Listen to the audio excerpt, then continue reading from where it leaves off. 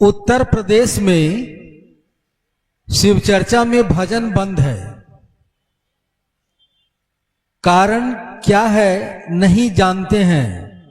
क्या भजन शिव चर्चा में कर सकते हैं प्रयागराज के गुरु भाई गुरु बहन, ये जानना चाह रहे हैं। महत्वपूर्ण प्रश्न है ये कि उत्तर प्रदेश में शिव गुरु चर्चाओं में भजन बंद किए गए थे। ये सच है, सही बात है, साहब के तरफ से ही बंद किए गए थे। कारण एक ही था उस समय।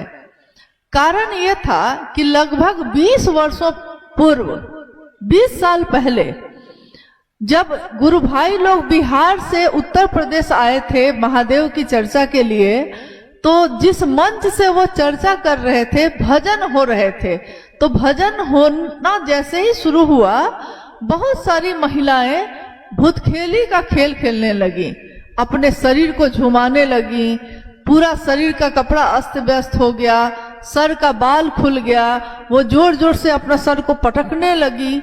एकदम भयानक दृश्य उत्पन्न हो गया। पूरे भारत, नेपाल या अन्य किसी भी जगह पे इक्का दुक्का ऐसी घटनाएं होती हैं, परंतु उत्तर प्रदेश में जितनी तेजी से ये हो रहा था, जितने भारी मात्रा में हो रहा था, ये देखकर हम लोग भी परेशान थे कि आखिर ऐसा क्यों हो रहा है। साहब ने जो कहा उस समय, साहब ने कहा कि जब मन कमजोर होगा, लिखा है उन्होंने कि आध्यात्मिक शक्ति ही शारीरिक और मानसिक शक्ति का निरूपण करती है, नियामक शक्ति है वो आध्यात्मिक शक्ति। तो उन्होंने कहा कि कमजोर मानसिक शक्ति जब होगी तो थोड़ा सा ढोल बजेगा, थोड़ा सा म्यूजिक बजेगा, तो अपना मन का होश वो खो बैठेंगी, अगर मानसिक रूप से कमजोर हैं तब। और क्योंकि उस समय यहाँ ऐसा हो रहा था, इसलिए उस समय जो भी भजन होते थे, भजन या कीर्तन, बंद किए गए। साहब ने कहा कि शिव की चर्चा ही आपके मानसिक बल को मजबूत करेगी। और गीत और भजन तो इसलिए होते हैं कि अगर दो चर्चा, 3 चर्चा हो गया तो बीच में थोड़ा सा राहत के लिए एक भजन कर दिया जाता है। परंतु जो स्थिति है, आपने देखा होगा, बीमारी के अनुसार ही दवा दी जाती है। बीमारी अगर ज्यादा है तो दवा करी दी जाएगी, बीमारी कमजोर है, छोटी मोटी है, तो हल्की दवा से भी काम चल जाएगा, तो थोड़ी कड़ी दवा दी गई। साहब ने उस समय ये कहा कि शिव की चर्चा व्यक्ति के मन को बलशाली बनाएगी, शिव जैसा बनाएगी। फिर अगर उसका मन मजबूत हो जाएगा, मानसिक बल मजबूत हो जाएगा, तब उसका शरीर नहीं झूमेगा, तब भजन होता भी रहेगा, तब भी वो अपने तालियों के साथ तो ऐसे ऐसे ताली तो बजाएंगे हम, परंतु झूमेंगे नहीं। और क्यों झूमते हैं? इतना न दबाया गया है, शक्ति है ना सबके अंदर, पुरुष हो या स्त्री हो, ताकत है, ऊर्जा है। ऊर्जा को अगर आप दबाइएगा, कल एक गुरु बहन ने बड़ा अच्छा कहा कि बैलून में जैसे हवा भरा जाता है, तो जब हवा ज्यादा हो जाएगा तो बैलून ब्लास्ट कर जाता है, फूट जाता है वो। तो जब शक्ति है, सभी जो इंसान है, मानव है, वो शिव की रचना है, ताकत है उसमें। उसको बोलने की आजादी हो, देखने की आजादी हो, सुनने की आजादी हो, मतलब वो भी तो इंसान है। तो जब घर में बंद हो जाएगा कोई, इतना पर्दा होगा कि चेहरा अपना भी नहीं देख सकेगा, और सुबह से रात तक घर के काम में ही लगा रहेगा, तो जब वो बाहर कभी निकल नहीं सकता, किसी से बोल नहीं सकता, कुछ उसकी पसंद कोई नहीं पूछता, स्वाभाविक है शक्ति धीरे धीरे दमित की जा रही है, दबाई जा रही है। तो दबाते दबाते एक दिन विस्फोट हो जाता है, तो विस्फोट के रूप में वो अपना मानसिक बल खो बैठता है और उसका शरीर झूमने लगता है।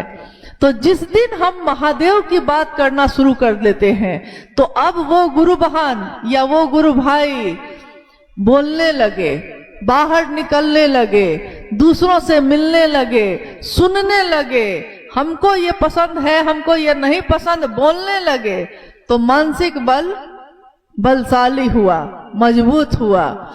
तो मनुष्य की शारीरिक शक्ति से बलशाली है उसकी मानसिक शक्ति, और उसकी मानसिक शक्ति से भी बलशाली है उसकी आध्यात्मिक शक्ति।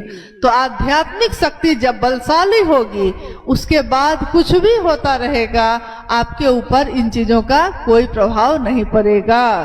तो लगभग 20 वर्ष पहले ये बंद किया गया था, लेकिन हरा भोला या जागरण भजन जो दीदी माँ का लिखा हुआ है, इसको हम लोग गाने के लिए बोलते हैं कि आपको गाना चाहिए। बिना झाल करताल के भी गाया जा सकता है। ऐसा थोड़ा ही है कि हर जगह झाल और करताल और ढोल और नाल और पूजा पुजाई हो, कोई जरूरी नहीं है। और कोई शिव का शिष्य होगा तो कितने ऐसे गुरु भाई गुरु बहन हैं जो पहले भजन गाने नहीं जानते थे लेकिन गाने लगे, सीख गए। हम लोग के बीच एक गुरु भाई है बक्सर के सतीश जी, ये भी बैठे हुए हैं, पहले नहीं जानते थे। महादेव के चर्चा में अब शुरू किया जब, तो साहब ने कहा कि भाई जो शिव का शिष्य होगा वो जूता सिलाई से लेकर चंडी पाठ तक करना सीखेगा, कब किस चीज की जरूरत पड़ जाए वो काम करेगा। तो गाने लगे। कोई जरूरी नहीं है कि हम गीत को झाल करताल के साथ ही गाएं। हम हरा भोला हर शिवा, ये हमारे मन को शांत करता है। जागा जागा महादेव हो जगादा महादेव, सब देवों के देव मेरे गुरु महादेव, औघड़दानी गुरुदेव। नहीं, आप जागा जागा महादेव जब गाते हैं तो उसमें आपको पता है कि ये आखिर दीदी माँ ने क्यों लिखा। उन्होंने जिस दिन ये कागज पे लेकर लिखना शुरू किया था, उनकी अनुभूति है कि दीदी माँ की आंखों के सामने से महादेव के सभी स्वरूप एकदम गुजरने लगे। जैसे आंखों के सामने से कपालेश्वर के रूप में, महादेव के रूप में, औघरेश्वर के रूप में, महामृत्युंजय के रूप में, उमा के पति के रूप में गुजरते जा रहे हैं और दीदी माँ उसको लिखती जा रही है। तो ये जागरण भजन शिव शिष्यों के लिए तमाशा नहीं है, ये जागरण भजन हमारे मन में उस शिव को जगाने का एक तरीका है, एक विधा है। तो महादेव जग जाए, मेरे मन में जग जाए। हे महादेव, आप सब कुछ है लेकिन मेरे आपके साथ भी हैं, मेरे मन में जाग जाइए आप। मेरा यही कहना है कि मुझको लगता है कि 20 वर्षों में इतना तो मन मजबूत हो ही गया होगा कि एकाध भजन बजेगा तो आपका मन झूमेगा, शरीर नहीं झूमेगा। क्या अभी भी आपका शरीर झूमेगा? मतलब आप लोग से पूछ रहे हैं कि अभी भी अगर आप कहीं गीत संगीत सुनेंगे तो आपका शरीर झूमने लगेगा। लेकिन एक बात याद रखिएगा, ये हमारा व्यापार नहीं है।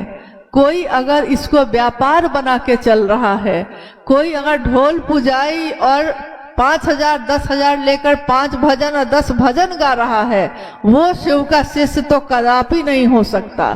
क्योंकि अपने गुरु चर्चा के बदले या शिव चर्चा के भजन के बदले शिव का शिष्य पैसे नहीं लेता।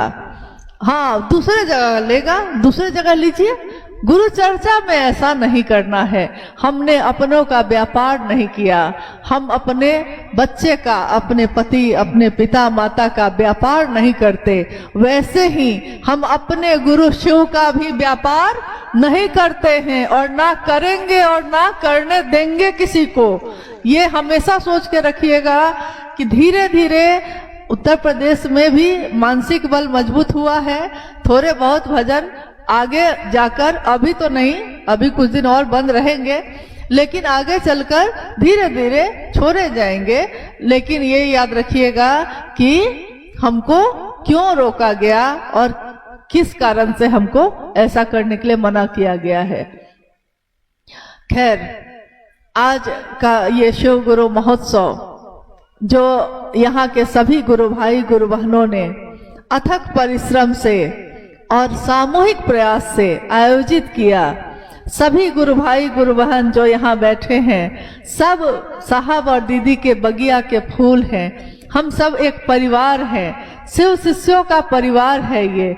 शिव शिष्यों का परिवार यूं ही शिवमय बना रहे, महकता रहे, सुवासित होता रहे। हम सब का मन शिव की दया की अतल गहराइयों में समाहित ही होता रहे।